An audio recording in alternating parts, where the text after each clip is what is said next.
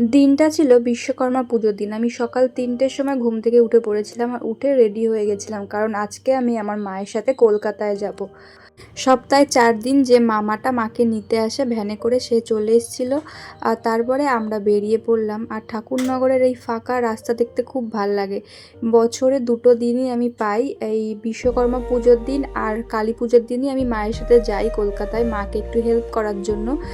স্টেশনে এসে দেখছি অনেকটা ফাঁকাই ছিল, একটু আগেই ফার্স্ট ট্রেন চলে গেছে আর আমার মা যায় সেকেন্ড ট্রেনে। আস্তে আস্তে ভিড়টা বাড়তে থাকে আর যে যার ফুলের বোঝাগুলো স্টেশনে লাইন দিয়ে সাজাতে থাকে। এই ভোরবেলায় ঠাকুরনগর স্টেশনেই হয়তো সবচেয়ে বেশি মানুষ থাকে। কোনো অকেশনের সময় ফার্স্ট ট্রেন বা সেকেন্ড ট্রেনে যা ভিড় থাকে যারা উঠেছে তারাই জানে। শুধু অকেশন বলে না, এমনি সময়ও ফার্স্ট ট্রেন সেকেন্ড ট্রেনে খুব ভিড় থাকে। তারপরে আমরা নেমে পড়লাম বিরাটিতে। আর আমার মায়ের দুটো বোঝা, একটা এই যে আর একটা ওই যে দেখা যাচ্ছে, দুটো দুই মাথায় পড়েছে, চলন্ত গাড়িতে ফেলে দেওয়া হয়েছে ওর জন্য। তারপরে আমরা রাস্তায় এসেই দেখছি বিশ্বকর্মা ঠাকুর। এখানে 3টে ঠাকুর ছিল পর পর একটু দূরে গিয়েই। আর এই হলো একটা অটো, যেই অটোতে করে আমরা চলে আসলাম। এসেই মা দোকানটা সাজিয়ে ফেলো। তখন বাজে সকাল 6টা। অনেকেই হয়তো জানো, আবার অনেকেই জানো না। আগের বছর আমি দুটো ভিডিও পোস্ট করেছিলাম, যেই ভিডিও দুটো খুব ভাইরালও হয়েছিল।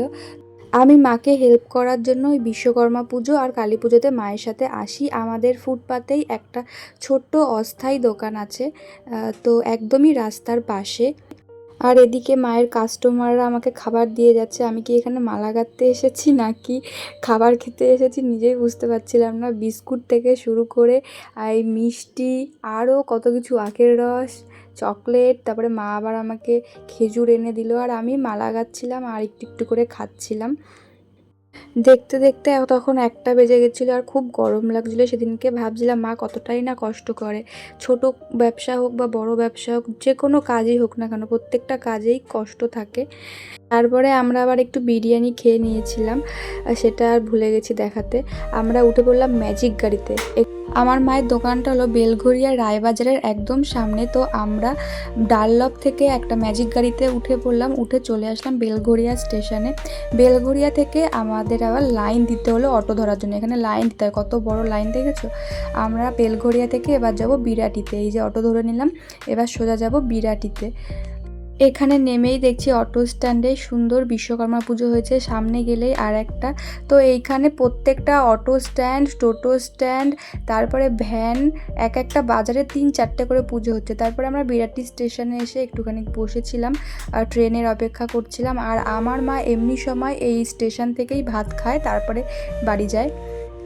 আজকে যেহেতু আমরা খেয়েই এসেছিলাম, ওর জন্য আর মা স্টেশন থেকে খায়নি কিছু। আর ট্রেনে ওঠা মাত্রই আমি একদম ঘুমিয়ে পড়েছিলাম। আমি এই প্রথমবার বুঝতে পারলাম যে মানুষ ট্রেনে উঠে কেন ঘুমায়, কারণ ওরা অনেক সকালবেলা ওঠে আর খুব ক্লান্ত থাকে। মানে আমি বিরাটিতে চোখ বন্ধ করেছি আর পুরো ঠাকুরনগরে উঠেছি।